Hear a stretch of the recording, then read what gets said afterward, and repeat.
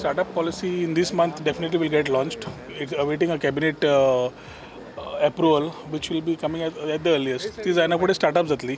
The overall IT खातीर incubation center जे आमी उलयतात will go along with that initial startup policy. We already have the incubation center in place, which is is given to STPI. Software Technology Parks of India. So it's a one of the subsidiaries of the Government of India. Tanka already एक ready Vidyut Bhavan on 4th floor are already we are having about 3,000 square feet of space, which will be given for startups. So all in all, the government is looking at walking the talk, launching a policy at the same time having an incubation place for startups to start with. The concept on the policy is looking at IT anywhere.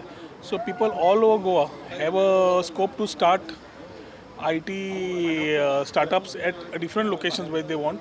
And we are also talking to institutions and colleges to imbibe this type of curriculums or अशी infrastructure तयार करपाक जातून startup at the college level itself can get a boost.